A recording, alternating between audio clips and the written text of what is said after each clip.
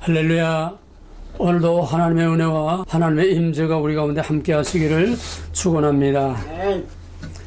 이제 하나님의 말씀을 봉독하겠습니다. 하나님의 말씀은 이사야 55장 6절 한절입니다. 이사야 55장 6절 한절 다 같이 봉독하겠습니다. 너희는 여호와를 만날 만한 때에 찾으라. 가까이 계실 때에 그를 부르라. 한 번 더. 너희는 여호와를 만날 만한 때에 찾으라. 가까이 계실 때에 그를 부르라. 진리란 단순하고 간단한 겁니다. 그것을 적용시키는 것이 힘듭니다. 효도란 간단합니다. 다른 게 아니에요. 내가 부모님을 잘해준다고 무조건 다 효도가 아닙니다. 부모님이 원하는 것이 뭔지, 부모님이 뭘 기뻐하시는지, 바로 부모님이 원하는 것을 해드리는 것이 이게 부모를 기쁘게 하는 것이고 이거의 진정한 효도입니다. 단 부모가 부당한 것을 원할 때는 그거는 우리가 절제해야 되지만은 하나님은 그런 거 없기 때문에 무조건 믿음이란 하나님이 기뻐하고 원하시는 것을 해드리는 것 이상의 믿음이 없습니다. 살진 소와 기름진 양을 바치고 날마다 연기를 피우고 제사를 지내고 뭐 쪼도도 나팔을 불고 오케스트라를 하고 뭐 찬양을 하고 요란스럽게 이게 아니에요. 하나님이 무엇을 원하는가? 하나님이 무엇을 가장 우선적으로 원하는가? 하나님이 원하는 것은 그의 나라와 그의 의를 먼저 구하라고 그랬어요. 먼저, God first. 하나님이 구하는 것, 하나님이 원하는 것을 우리의 삶의 최우선으로, 우리의 모든 세상 인생 모든 삶에서 가장 최우선으로 가장 소중하게 여기고 그것을 먼저 선택하는 것이 하나님이 가장 기뻐하고 원하시는 것입니다. 그러면 하나님께서 우리에게 원하는 것이 뭘까요? 부모가 우리에게 원하는 것이 뭘까요? 뭐 좋은 아파트 해주고 뭐 좋은 자동차 해주고 뭐 여행시키고 뭐 이거 원합니까? 부모님의 마음을 알아들이는 겁니다. 부모님의 마음을 진정한 마음으로 따뜻하고 사랑으로 존경하고 높이고 부모님의 마음을 알아주는 겁니다. 부모님이 원하는 것을 알아주는 거랍니다. 믿음이란 뭡니까? 하나님이 원하는 것을 알아들이는 겁니다. 그러면 하나님이 원하는 제일 우선하는 게 뭡니까? 성경을 주신 목적은 하나님이 누군가를 바로 알게 하기 위한 겁니다. 하나님이 누군지를 알아주기를 원하는 거예요. 뭐 우리가 하나님을 위해서 뭐 자의적인 열심으로 뭐 5만 가지 다 하는 게 그게 아니라 하나님이 원하는 것이 무엇인지 이것이 성경을 주신 목적이요 우리 믿음의 본질이요 원리요 믿음의 목적이요 삶의 목적이 하나님을 기쁘시게 하고 하나님이 원하는 것을 해드리는 것이 최고의 신앙입니다. 하나님에 관해서 뭐 많이 아는 게 그게 아니에요. 하나님을 위해서 뭐 열심히 먹이는 건 있는 거 없는 거 다 해가지고 내 몸이 우스러지도록 그냥 열심히 그냥 맨날 일주일 내내 교회 가서 살고 새벽 기도하고 저녁 기도하고 뭐하고 이거 하고가 아니에요. 자의적인 열심이 항상 하나님을 괴롭게 합니다. 이스라엘과 유다가 망한 것이 자의적인 열심이요 제멋대로 열심이요 하나님을 바로 알지 못하기 때문에 이렇게 하면 하나님 좋아할 것이다. 그냥 날마다 제사만 드리고 이런 자의적인 열심이 아니라 하나님이 원하는 것을 해드리는 조용히 하나님이 원하는 것을 마음과 마음으로 하나님과 통하는 것 그거 이상의 믿음이 없습니다. 성경을 주신 목적 하나님이 누구이신가를 바로 알게 하기 위한 겁니다. 왜? 하나님을 알되 너무 하나님을 바로 알지 못하고 제 멋대로 알기 때문에 제 생각대로 자기 방식대로 자기가 원하는 대로 자기가 필요한 대로 오늘날 우리의 믿음이 부패하고 타락하는 것이 바로 이것 때문에 부패하고 타락합니다. 하나님은 상관하고 내가 원하는 내가 바라는 내가 생각하는 내게 필요한 이런 하나님을 만들어 놓고 그건 하나님 우상이지 사람이 만든 하나님이지 I am이라고 스스로 자신을 계시하신 그 하나님이 아닙니다. 오늘 하나님 우상들을 너무너무 많이 섬겨요. 교회를 그렇게 요란하게 지어놓고도 그렇게 찬양을 하면서도 하나님 아닌 하나님을 섬기고 있는, 이거 오늘 이세의 결정적이고 치명적입니다. 이 분위기에 속아 넘어가는 안 됩니다. 믿음이란 예배란 무드가 아닙니다. 분위기가 아닙니다. 기분이 아닙니다. 하나님이 원하는 기뻐하시는 신령과 진정으로 드리는 마음과 마음, 우리의 마음과 하나님의 마음이 일치되는, 거기에서 최고의 하나님 영광 받으시고 최고의 우리가 하나님께 예배를 드리게 되는 것입니다. 하나님이 원하는 것, 인생이 산다는 것은 그 자체가 경험으로 사는 겁니다. 우리가 여호와를 만날 만한 때에 찾으라, 여호와의 선하심을 맛보아 알지어다, 지난 시간에 한 겁니다. 여호와의 선하심을 맛보아 알지어다. 이거는 하나님을 경험함으로써, 경험을 통해서 하나님을 바로 알라는 거예요. 신학이 아닙니다. 교리가 아닙니다. 제사, 예배, 찬양, 봉사, 선교 아닙니다. 하나님이 원하는 것을, 삶을 체험해서, 체험 속에서 하나님을 만나고 체험 속에서 하나님을 바로 알라는 거예요. 그래서 기독교는 체험의 종교라고 그랬습니다. 우리가 산다는 건 전부 다 체험 속에서 삽니다. 크고 작은 일, 좋은 일, 나쁜 일 다 경험을 통해서. 어린아이는 뭐 배운 거 없어, 가지고 나온 거 없습니다. 어린아이는 말이 입이 떨어지기 전부터 뱃속에서 경험합니다. 말 없이, 귀 없이 뱃속에서 어머니의 모든 필링과 어머니의 모든 상태와 이게 뱃속에서 경험하면서 정서라고 하는 그게 형성이 되는 겁니다. 출산하는 과정에서 엄청난 고통과 고난을 경험합니다. 이런 데서 벌써 어린아이가 벌써 폼이 만들어지는 거예요. 그 다음에는 태어나서부터는 그 엄마의 마음 상태, 엄마의 생각, 엄마의 생활, 엄마의 성격, 엄마의 모든 그 가정의 생활의 분위기를 통해서 하나하나 다 터득하고 배웁니다. 말로 가르치는 게 아닙니다. 신학과 교리를 가르치는 게 아닙니다. 우리가 믿음이 자라는 과정과 어린아이가 자라는 과정과 똑같습니다. 똑같아요. 경험을 통해서 자라갑니다. 그래서 하나님께서는 애굽에서 그 백성들을 이끌어내고 시내산에서 이제 갓 태어난 이스라엘입니다. 갓 태어난 이스라엘에게 하나님께서는 이렇게 하나 말씀하셨지만은 어린 아이에게 그대로 다 할 수가 없어요. 언제나 표준 기준은 완전한 우리가 도달할 수 없는 기준을 줍니다. 그걸로 가라는 겁니다. 그러나 하나님께서는 잘못할 때 때리기도 했지만은 하나님께서는 자비와 긍휼이 하나님의 공의의 심판보다도 몇 갑절 더 큽니다. 출애굽기 34장에서 모세가 하나님께 이제 다 용서해달라고 빌고 이제 하나님 할 수 없이 그러면 그래 그럼 나도 같이 가마 하니까 내가 무엇으로 알리까? 하나님 나를 영광을 보여주시오. 그러니까 시내산에 모세가 올라갔을 때에 여호와로라 여호와로라 여호와로라, 여호와는 자비와 긍휼이 한이 없으시고 노하기를 도디하시고 하나님의 인자심과 하나님의 그런 아름다운 선한 마음을, 사랑을 먼저 강력하게 선포해놓고, 그러나 공의 무조건 그저 응양해야 받아만 주는 그런 하나님이 아니라 그런 어마어마한 사랑 뒤에도, 그 사랑 안에도 항상 하나님의 공의로운 판단과 공의로운 심판이 있어서 내가 죄를 용서하되 벌할 자를 반드시 벌하리라고 하는 하나님의 사랑과 공의를 딱 세웠습니다. 근데 뭐가 큽니까? 심판하는 공의가 큽니까? 하나님의 사랑은 심판을 100번, 1000번, 10,000번 덮고도 남을 만큼 그 비교가 되지 않습니다. 하나님은 공의의 하나님입니다. 심판하십니다.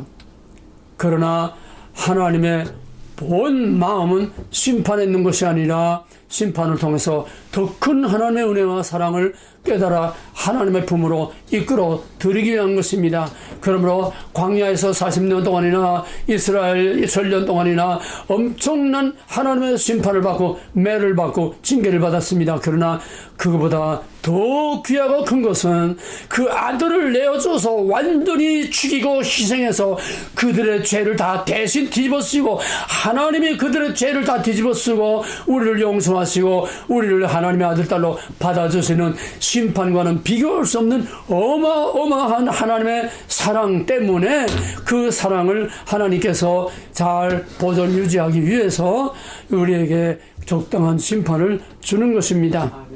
어린애나 어른이나 다 이런 경험의 과정을 통해서 어린애가 경험하는 것과 어른이 경험하는 게 다릅니다. 차원이 다르고 수준이 다르고 범위가 다르고 규모가 다릅니다. 우리는 전 세계가 돌아가는 걸 경험합니다. 우리는 우리나라가 왔다 갔다 하는 걸 경험합니다. 이 시대가 어떻게 돌아가는지를 경험합니다. 어린아이들은 그거 몰라요. 그러다가 너 왜 그걸 몰라? 같은 시대, 같은 환경, 같은 조건 살면서 넌 그것도 몰라? 하나님 그러지 않습니다. 믿음의 분량대로. 그래서 우리가 그리스도의 장성한 분량까지 장성하기를 하나님은 바라시고 기다리면서 밀고 땡기고 이러면서 살아오는 것이 이스라엘 천년의 역사요. 하나님의 자녀, 하나님의 백성 이스라엘을 어려서부터 핏덩어리 애굽에서 나온 데서부터 하나님께서 예수 그리스도를 통해서 그 온 백성을 다시 구원할 때까지 하나님께서는 점진적으로 경험을 통해서 성경은 철두철미, 하나님은 철두철미 경험주의입니다. 아멘. 신해산 율법 교리 아닙니다. 신학이 아닙니다. 이론이 아닙니다. 그거를 광야 40년을 통해서 훈련을 시키고 경험을 통해서 하나님이 누구임을 알게 하신 것으로 이스라엘 전년 역사를 통해서 하나님을 경험함으로써 하나님이 누군지를 바로 알고 바로 섬기게 하신 것입니다. 그럼에도 불구하고 경험을 했어도 똑같은 상황, 똑같은 시대, 똑같은 문제, 똑같은 경험을 하고도 어떤 사람은 그거를 제대로 깨달아 아는 사람이 있고 어떤 사람은 넘어지고 자빠지고 코가 깨지고 집안 다 풍지박산이 나도 아니 생명이 왔다 갔다 하는 죽음 앞에서도 끝까지 깨닫지 못하는 이런 안타깝고 답답한 사람이 있습니다. 믿는 사람이나 안 믿는 사람이나 마찬가지예요. 어린아이나 어른이나 깨닫는 이 은혜보다 더 귀하고 큰 은혜는 없습니다. 그래서 우리가 같은 환경을 경험하면서도 거기서 무엇을 내가 얻느냐, 무엇을 내가 거기서 아무것도 얻지 못하느냐, 똑같은 상황이 흘러가는데 거기서 아무 의미 없이 깨달음 없이 그냥 그저 홍수의 물이 오만 것이 다 또 내려가는 것처럼 이 또 내려가는 것이 세월이라고 하는 흐름입니다. 그냥 자연적으로 그냥 흘러가는 세월입니다. 아무 의미 없이 강이 무슨 큰 요란한 소리 하는 거 아니라 강은 강대로 소리 없이 묵묵히 흘러갑니다. 그거를 헬라의 시간관에서는 크로노스라고 합니다. 크로노스 세월아 내오라 흘러가는 거예요. 아무 의미가 없습니다. 그러나 누가 거기에 적극적으로 개입해서 뚝을 맞고 거기에다 댐을 만들고 발전소를 만들면은 그 의미 없이 흘러가는 크로노스라고 하는 세월 속에 엄청난 사건이 생깁니다. 이 결정적인 순간, 결정적인 이 모멘트, 결정적인 이 찬스를 바로 헬라 시간관에서는 카이로스라고 합니다. 우리에게는 수많은 하나님의 은혜와 복이 흐르는 강물처럼 우리 앞에 그냥 흘러갑니다. 아무 의미 없이 흘러갑니다. 그러나 거기서 낚시를 던져서 거기서 연어를 잡아 올리든지 준치를 잡아 올리는 이게 결정적인 순간입니다. 흘러가는 세월 속에서 우리가 그때 무엇을 우리가 캐치하느냐, 무엇을 우리가 획득하느냐, 무엇을 얻느냐, 무엇을 깨닫느냐, 거기서 어떤 사건이 일어나느냐, 결정적인 순간을 카이로스라고 합니다. 이거를 간단히 말하면 때라고 하는 것. 성경에서 때라고 하는 것은 중요한 의미를 가집니다. 그냥 흘러가는 건 때가 아닙니다. 그건 시대지 때가 아니에요. 성경에서 때라고 말할 때는 그것은 가장 중요한 어떤 의미를 갖고 있습니다. 중요한 사건을 가지고 있습니다. 너희는 여호와를 만날 만한 때에 그를 찾으라. 찬스입니다. 카이로스입니다. 결정적인 순간입니다. 이게 캐치 못하게 되면 그냥 강물처럼 다 흘러가는 거예요. 하나님의 찬스가, 하나님의 때가, 하나님과 우리가 만날 찬스와 때가 수도 없이 강물처럼 지나가고, 하나님의 은혜가 그냥 우리 앞에 강물처럼 그냥 지나가도 뭐 하나 쳐다만 보고 세워라 내워라 엉뚱한 딴짓만 하고 있고, 이게 대부분의 사람들이 다 이렇게 삽니다. 우리가 하나님 앞에 나와서 복 달라고 빕니다. 복은 달라고 비는 게 아니에요. 낚아 올리면 되는 거예요. 흘러가는 하나님의 복들, 수도 없이 흘러가는 하나님의 복들, 여기에 콜롬비아 강의가 되면 준치의 때, 카이로스입니다. 준치가 올라오는 때가 되면은 거기에 낚시꾼들이 많이 가서 낚아 올립니다. 낚아 올리지 않으면 준치 때가 수백 마리가 지나가도 아무 의미가 없어요. 낚시를 던져서 낚아 올릴 때에 그 사람에게는 준치가 자기 것이 되는 획득을 하는 바로 찬스가 되고, 그게 카이로스입니다. 우리는 하나님의 복을 달라고 비는 거, 물론 달라고 빌만 하고 빌 권리도 있고 또 빌어야 합니다만은, 그보다 성숙한 신앙은 하나님의 은혜와 복은 그 콜롬비아 강의 준치가 새까맣게 올라가는 것 같이, 하나님의 은혜와 복은 길바닥에 가을에 낙엽이 수북이 쌓인 것처럼 하나님의 은혜의 카이로스는, 하나님의 은혜의 찬스는 우리가 길바닥에 낙엽처럼 수없이 깔려고 밟고 댕겨요. 이게 크로노스의 인생입니다. 세워라 내워라 그냥 가는 인생입니다. 순간순간 그냥 무의미하게 지나가는 인생입니다.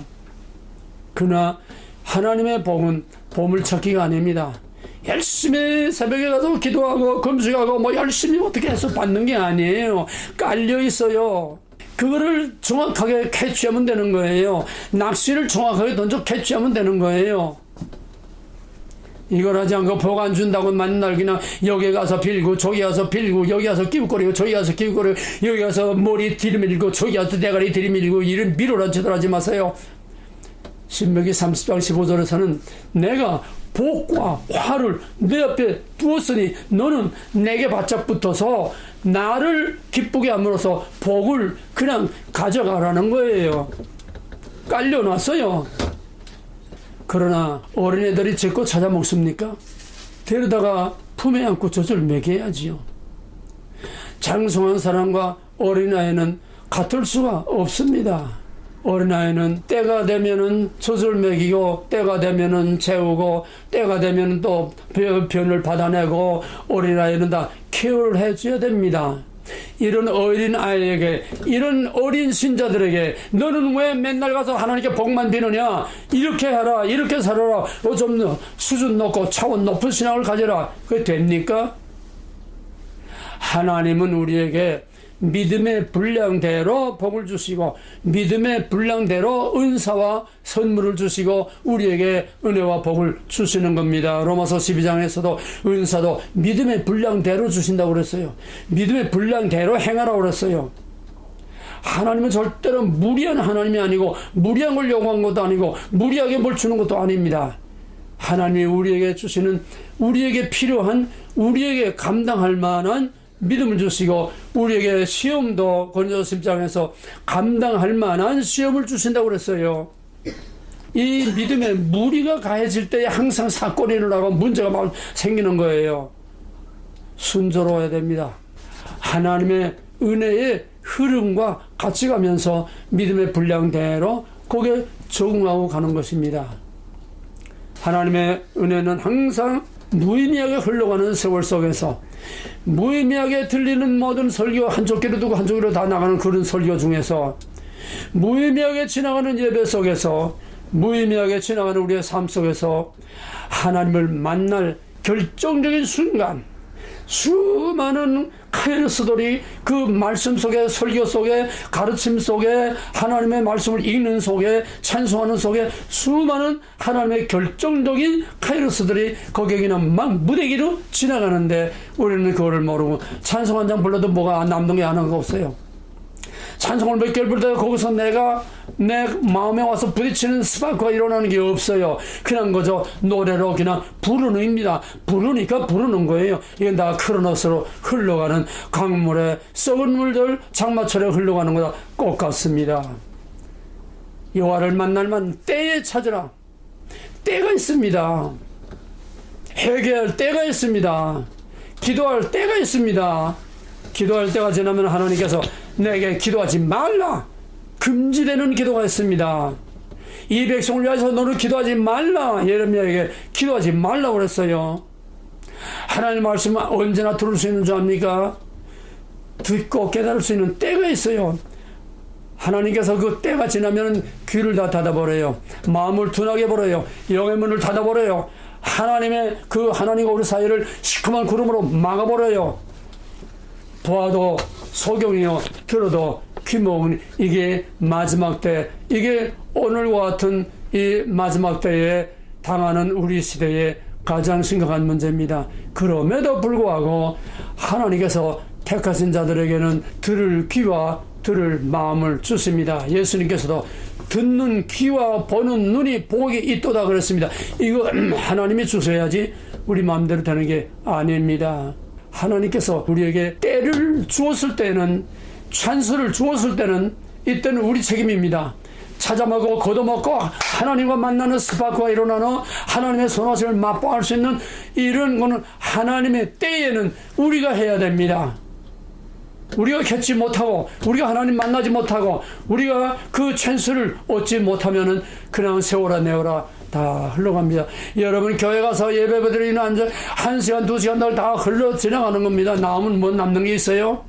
설교 30분 1시간 들으면 남는 게 있어요? 교회에서 나오기도 전에 그 설교가 끝난다마자 찬송 하나 부르다 다 잊어먹어요. 교회에서 나오면서도 앙우당해요. 교회 가서 예배가 무슨 의미가 있습니까? 찬송이 무슨 의미가 있습니다. 설교가 무슨 의미가 있습니까? 누구를 위해서 하는 겁니까? 찬스입니다. 결정적인 찬스입니다. 결정적인 기회, 결정적인 카이로스. 우리는 바로 이것을 항상 붙들고 같이하고 항상 이거를 우리가 찾아 먹어야 이게 복이요, 이게 믿음이요, 이게 하나님을 만나는 것이요, 이게 하나님과 동행하는 삶입니다. 하나님의 선하심을 맛보아 알지어다. 하나님의 선하심을 맛본다는 건 뭡니까? 맛보아 안다는 것은 음식을 암만 요란스럽고 색깔이 좋고 아름다워도 먹어봐야 합니다. 먹어봐야 이 음식이 똑같은 음식이라도 어떤 음식은 맛이 없고 똑같은 색깔 똑같은 눈으로 봐도 어떤 것은 짜고 어떤 것은 싱겁고 어떤 것은 맛이 있고 어떤 것은 멍멍하고 맛을 봐야, 먹어봐야 그 음식이 어떤 것이 그 가치를 진짜로 알 수 있어요. 그래서 여기 여호와의 선하심을 맛보아 안다고 하는 그 원어는, 히브리 원어는 라라고 하는 것인데 이것은 만나서 경험한다는 뜻입니다. 여호와의 선하심을 맛보아 알라. 하나님을 맛보아서 만나서 경험함으로써 그 하나님이 어떤 하나님인지를 알라 그랬습니다. 그래서 하나님께서는 그걸 모르는 자기 백성들을 하나님께서 때려서 이방의 압제를 당하게 해서 하나님이 어떤 하나님인지를 알게 하십니다. 이스라엘의 역사를 보면 그러고도 돌아서면 또 단지돼요. 하나님을 바로 알지 못하면은 하나님을 알아도 금방 돌아서지 무섭게 또 같은 짓을 하고 또 우상을 섬기고 엎치락 뒤치락 엎치락 뒤치락 심판 구원 이게 이스라엘의 역사입니다. 애굽에서 나올 때부터 엎치락 뒤치락 하면서 이스라엘의 천년의 역사 심판 구원 사랑과 공의 계속 반복하다가 결국은 마지막 큰 매를 맞았습니다. 성전 다 파괴되고 그 거룩한 성 예루살렘 다 이방의 발굽에 짓밟히고 약속의 땅도 이제는 아니고 하나님의 백성도 아니고 이제는 그 땅에서 쫓겨나서 이제는 하나님의 백성도 아니고 이제는 약속의 땅도 아니고 이제는 약속이 다 깨졌습니다. 하나님께서 이방 땅으로 멀리 내어 쫓았습니다. 자기의 약속의 땅에 있을 때는 선지자를 통해서 하나님의 음성으로 목이 메이게 외치고 하나님께서 말씀하셨는데 이방 땅에 사로잡혀 가서는 에스겔을 마지막으로 해서 하나님이 입을 닫았습니다. 때가 지난 겁니다. 그래서 그 백성들이 야 우리 하나님 어디 갔느냐, 성전 다 깨지고 파괴되고 불탔으니까 우리 하나님 불타 돌아가셨나? 그럴 수는 없다. 우리 하나님이 어디 갔느냐? 이제는 우리가 어디서 하나님을 예배하고 이제는 제사를 못 드리니 어디서 어떻게 하나님을 만날 수 있느냐? 그럴 때에 하나님께서 빛을 비춰주셔서, 하나님은 예루살렘 성전 캄캄한 그 괴짜기에만 있는 것이 아니라 하나님은 천지를 만드신 어디에나 계시는 하나님이라는 것을 그들로 깨달아 알도록 빛을 비추어 주셨습니다. 거기서부터 판이 완전히 바뀝니다. 거기서 신약적인 사고방식, 신약적인 의식구조, 신약적인 신앙의 그 본질이 거기서부터 바뀝니다. 뭐 길게는 설명하지 않게 다 아는 거니까. 그래서 이제는 제사가 아니라 예수 그리스도 참성전 십자가의 온전한 제사, 이제는 판이 형태에서 본질로 바뀌는 거대한 역사의 전환점을 바벨론 포로 70년 동안에 한 겁니다. 바벨론 포로 70년은 그냥 가서 매 맞고 고생만 하는 노예 생활을 한 거 아닙니다. 그게 이스라엘의 역사, 하나님의 구속사에 엄청난 변화를 가져오는 새로운 새 시대를 잉태하는 정말 거룩하고 가장 값진 의미 있는 카이로스가 70년이 몽땅 다 카이로스입니다. 70년의 하나님의 구속사의 결정적인 판을 뒤엎는 카이로스입니다. 우리 개인에게는 하나님을 만나는 결정적인 카이로스가 있습니다. 바울이 하나님을 알되 바로 알지 못할 때에, 이스라엘이 하나님을 알되 바로 알지 못할 때에, 유다가 하나님을 알되 바로 알지 못할 때에 하나님 아닌 것을 하나님과 같이 섬기고, 하나님 아닌 것을 하나님 대형품으로 같이 섬기고, 시내산에서 금송아지를 하나님 대신 바꿔치기 한 거나, 마지막 유다가 망할 때까지 하나님 아닌 것을 하나님으로 섬기고 바꿔치기 하거나, 하나님 아닌 것을 하나님과 같은 지위에 놓고 이 우상도 섬기고 하나님도 섬기고 같은 성전 안에서 두 신을 섬기고, 하나님을 알되 바로 알아야 됩니다. 핵심전에 바울만큼 하나님을 알던 사람이 누가 있습니까? 대학자 가말리엘의 가문의 수제자로 장래 이스라엘을 책임지는 그런 각광을 받고 총망을 받고 기대를 받고 있는 그 바울이 하나님을 위하여 열심히 뛰었는데, 그 하나님을 위해서 뛴 것이 하나님을 열심히 대적한 겁니다. 로마서 10장 3절에서 바울은 이스라엘이 하나님께 대한 열심히 너무 지극해서, 내가 하나님에 대한 열심히 너무 지극해서 열심히 하나님을 거역했다고 그랬습니다. 열심히 자기 의를 하나님의 의와 바꿔놓고 열심히 중요한 게 아니에요. 핀트가 맞아야 됩니다. 하나님과 채널이 맞아야 돼요. 하나님과 전파가 맞아야 교신이 돼요. 만나야 하나님과 교통이 되고 교신이 되고 모든 판이 바뀝니다. 바벨론 포로에서 유다가, 그때는 형태상으로 성령 시대가 아니기 때문에 모든 형태는 다르지만, 바벨론에서 돌아온 그 남은 자들은 하나님을 만난 겁니다. 광야를 지나서 가나안 땅에 들어간 이 세들은 하나님을 만난 자들입니다. 질이 달라요. 본질이 달라요. 하나님을 만난 사람과 만나지 못한 사람은 본질이 다릅니다. 물론 여기에도 믿음의 어린아이가 자라가는 것처럼 과정과 순서는 물론 있습니다. 오늘 내가 말하는 것은 하나님이 시내산에서 갓 태어난 아기 이스라엘에게 이렇게 살아라, 도저히 쳐다도 볼 수 없고 지킬 수 없는 어마어마한 완전한 율법을 주셨지만은, 하나님께서 우리에게도 이렇게 살아라, 예수님께서 산상수훈 신약시대의 새로운 율법입니다. 시내산 율법보다 더 차원 높은 율법입니다. 시내산 율법은 땅에서 그 백성이 지켜야 할 법이라면, 산상수훈은 하늘에 속한 자가 하늘에서 지킬 수준으로 주신 것입니다. 차원이 높아요. 다 과정과 수준과 형태가 다르지만 본질은 하나님을 만나는 겁니다. 하나님을 만나야 하나님을 바로 하는 겁니다.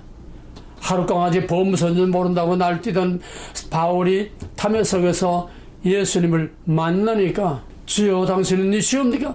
나는 내가 핍박하는 예수를 할 때 거기서 완전히 깨져 박살나고 판이 뒤엎어졌습니다. 그 다음에는 어떻게 하나님을 만났습니까? 그 다음에는 성령을 통해서 눈의 비늘이 벗겨지고 성령을 통해서 진짜 하나님을 볼 수 있는 눈이 열리고 귀가 열리고 마음이 열리고 판이 바뀐 것입니다. 하나님을 만나야 믿음의 차원과 수준이 바뀝니다. 하나님 만나지 못한 사람과 하나님 만난 사람의 차이는 여기서 납니다.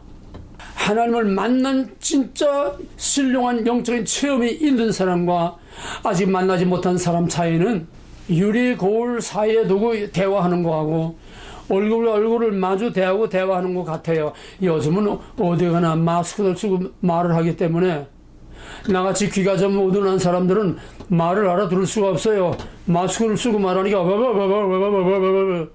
클리어하게 마스크를 벗고 얼굴을 마주 대하고 이렇게 말할 수 있는 것은 하나님을 만나야 페이스 투 페이스 교통이 되고 대화가 되고 예배가 되고 기도가 되고 찬양이 되는 것입니다.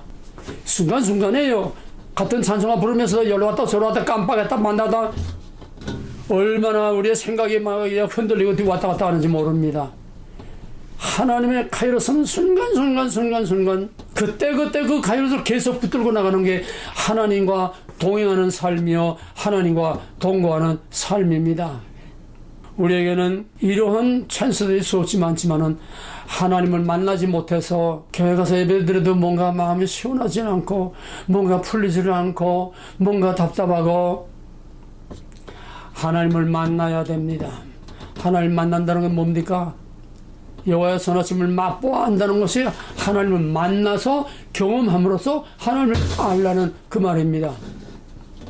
창세기 4장 1절에 보면은 아담과 하와가 동침하였더니 가인과 아벨을 낳았도다.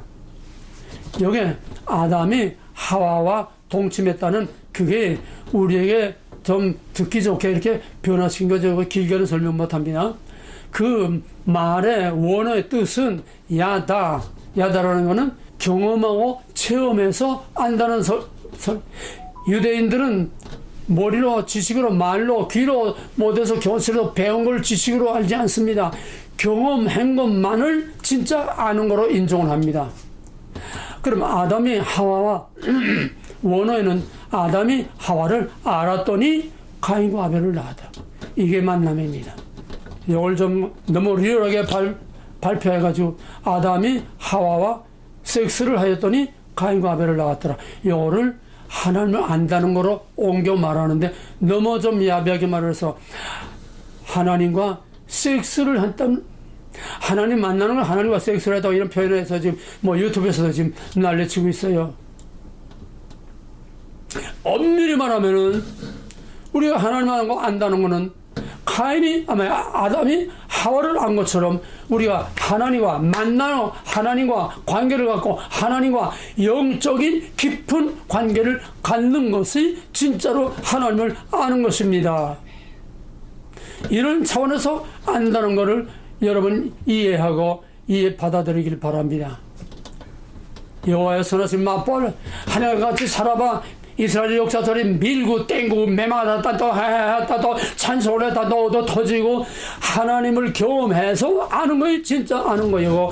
어린아이가 매도 맞고 어린아이가 또 좋은 칭찬도 받고 하는 것처럼 우리가 세상에서도 직장에서도 어디서나 우리는 이런 저런 좋은 거 나쁜 거 원하는 거 원치 않는 경험을 통해서 우리가 자라가는 것처럼 하나님을 안다는 거 하나님을 만난다는 거는 바로 이런 경험을 통해서 아는 것입니다.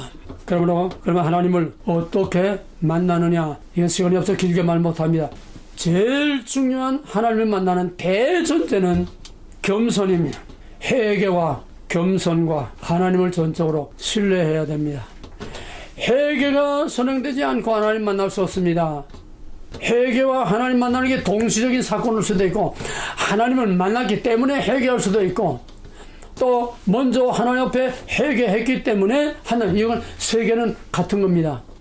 회개와 만남과 하나님과의 신뢰, 관계 이건 동시적일 수도 있고 서로 시차가 있을 수도 있으나 이 한패해집니다. 교만한 자는, 자기의 지식을 믿는 자는, 세상의 지식을 믿는 자는, 세상의 과학을 믿는 자는, 창조과학, 그거 하나님 만나는 길 아니에요. 경험해서 하나님 만나는 거지, 창조과학, 지식을 통해서 현장 답사를 하고 그거 하나님 만나는 길 아니에요.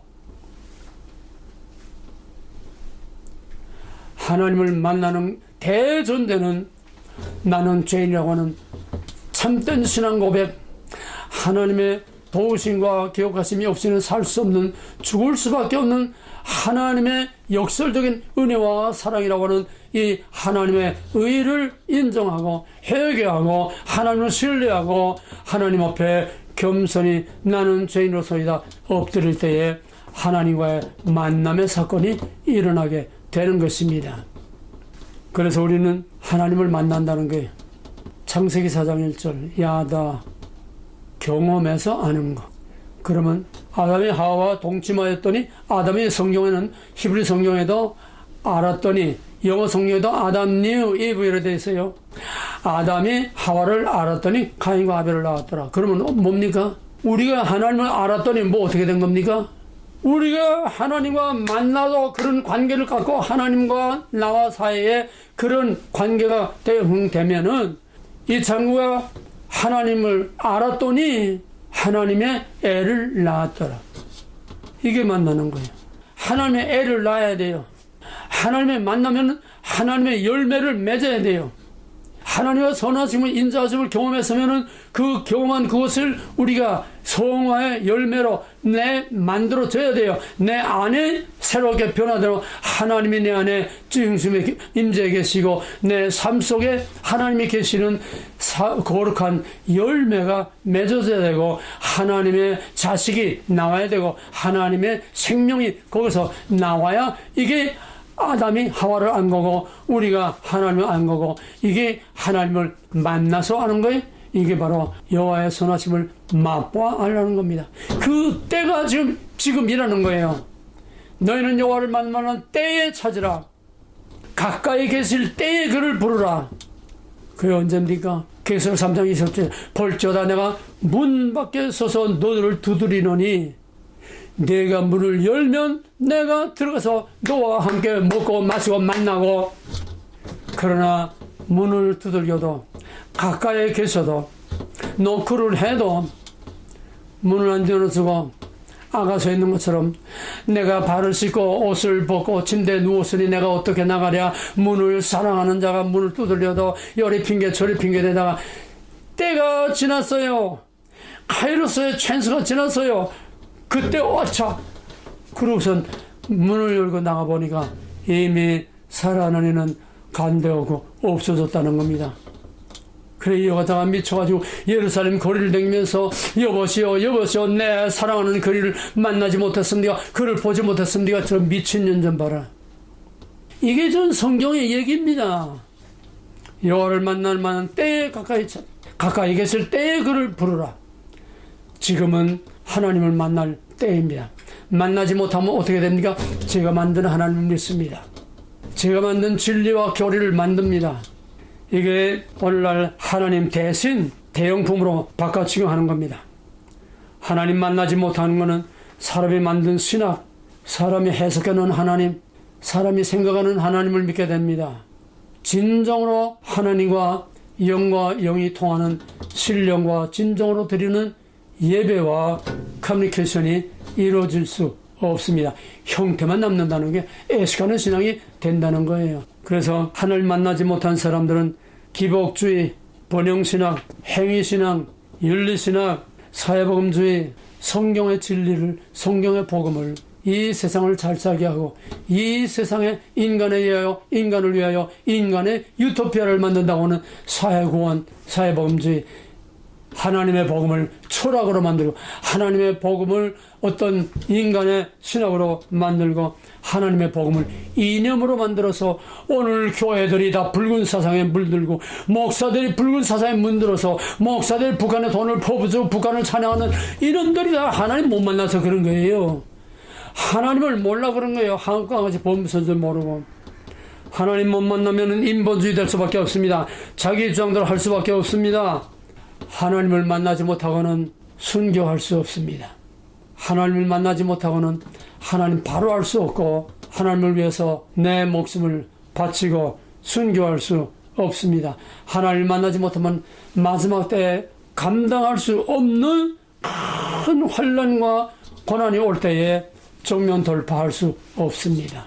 요단강을 건너간 자들은 하나님을 만난 자이기 때문에 요단강을 정면 돌파해서 멈추지 않는 창이란 그 강물을 발바닥으로 밟으면서 한 발 한 발 나갔습니다. 하나님을 만나지 못한 사람들은 홍해를 갈라놓고 건너가게 하셨어요. 어린아이입니다. 물론 믿음이 어린아이와 같이 홍해를 갈라놔야 건너가는 어린아이와 같은 믿음은 하나님 만나지 못한 사람은 구원을 얻지 못하느냐? 그건 아닙니다. 성령 체험하지 못한 사람은 구원을 얻지 못하느냐? 그건 아닙니다.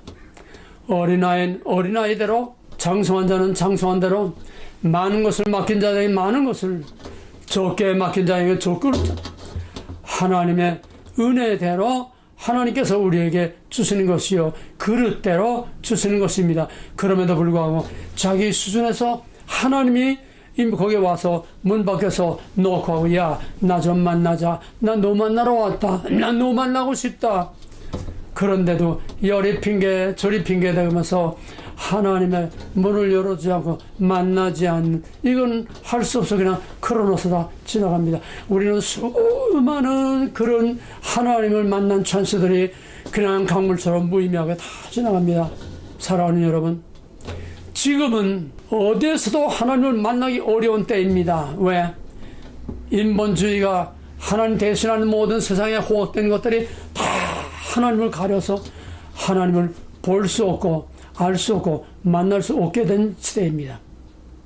그럼에도 불구하고 하나님께서는 택하신 자, 사랑하신 자에게 하나님을 만나는, 하나님을 알게 하는, 하나님을 깨닫게 하는 다면석의 바울에게 비친 그 빛과 같이 우리에게 은혜의 빛을 비춰주십니다.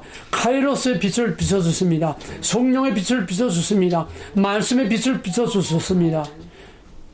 하나님을 가장 만나기 어려운 때가 가장 하나님을 만나는 찬스요, 카이로스요, 기회인 것을 알기를 주의 이름으로 축원합니다. 왜? 하나님은 안락한 응접실에서 벽난로를 피워놓고 기타를 치면서 노래를 부르면서 커피를 마시면서 하나님 만나는 게 아니에요.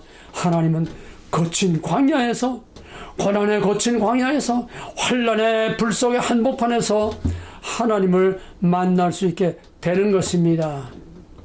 사랑하는 여러분, 여러분에게 고난과 환난과 마지막 때에 이거 안 하면 살 수 없는 최악의 상황이 온다면 이때말로 하나님을 만날 기회다. 지금 하나님 완전히 어디서나 부정이 되고 하나님과 하나님 아닌 걸 다 뒤섞어버리는 차별금지법, 무슨 혼합, 동성애 다 뒤집어서 만드는 이때말로 정신을 똑바로 차리고 무엇이 진짜고 가짜고 무엇이 진짜 하나님이고 무엇이 가짜 하나님인지 똑바로 분별해서 여호와를 만날 만한 때에 하나님을 찾아오는 겁니다. 욥은 하나님을 잘 섬길 때에 하나님 만나지 못하고 그냥 자기 의로 하나님 섬겼습니다. 그래도 하나님 좋아하셨습니다.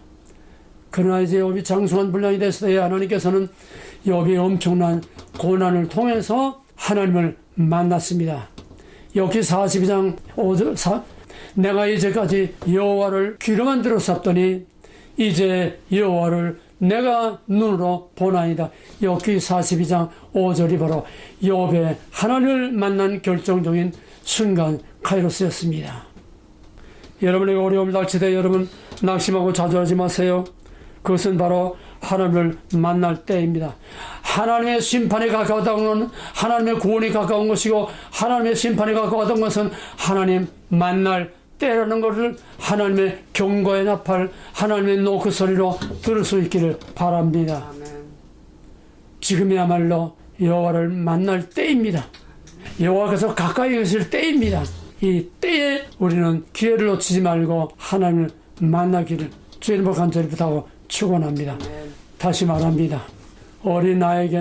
어린아이에게 적당한 분량대로 하나님이 요구하시고 장수한 자는 장수한 분량대로 많이 맡긴 자에는 많은 걸 찾으시고 적게 맡긴 자는 적게 찾으시고 여러분 오늘 이 시간 하나님 만나는 화끈한 어떤 매달 며칠 어디서 어떻게 하나님 만났다고 하는 확실한 생일과 같은 증거를 갖지 못했다고 해서 여러분 낙심하고 좌절하지 마세요.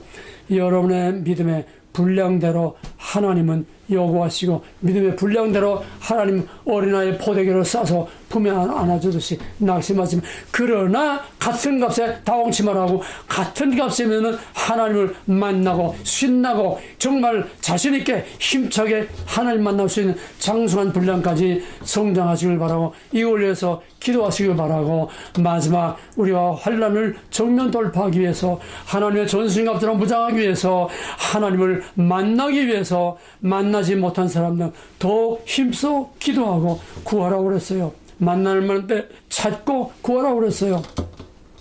여호와를 만날 만한 때 찾으라. 하나님께서는 심판을 앞둔 이스라엘 백성들에게 아모스를 통해서 아모스 4장 12절에서 내가 이것을 내게 행하리니 이스라엘아 내 하나님 만나기를 예비하라. 이것을 행하리니 뭡니까? 심판입니다. 심판이 임박했습니다. 그 심판이 임박한 그때는 하나님 만나는 구원의 때입니다. 보라 지금은 은혜, 보라 지금은 구원의 날이로다. 카이로스입니다. 지금 하나님의 심판의 때가 우리 문 앞에까지 와 있습니다. 하나님의 구원의 때가 우리 문 앞에까지 와 있습니다. 이거냐 저거냐 사느냐 죽느냐 카이로스입니다. 내가 반드시 그 때를 찾을 것이다. 여호와를 만날 준비를 하라고 그랬습니다. 바로 이것이 심판과 구원의 마지막 때, 하나님을 만날 때, 하나님이 가까이 와 계시는 때, 우리 주님이 문 밖에까지 와 계십니다. 그 증거가 뭡니까? 하나님이 완전히 짓밟히고 멸시가 되고 하나님이 더 이상 참고 밀려날 수 없는 데까지 다다르게 되면, 한계에 다다르면 하나님이 팔을 뒤엎어버립니다. 이것이 심판의 날이요 구원의 날이요, 그때는 돌이킬 수 없습니다. 그 전에 그 카이로스를 잡고서 하나님을 만나야, 아멘 주여서 어서 오시옵소서, 기쁨으로 달려가서 고난과 환난의 쓴자를 마시면서 그 불 속에 자신에서 들어갈 수 있게 되는 것입니다. 여호와를 만나는 때에 찾으라. 가까이 계신 때, 카이로스, 결정적인 순간, 결정적인 그 때, 결정적인 기회, 지금이야말로 하나님을 만날 때입니다. 자비한 주께서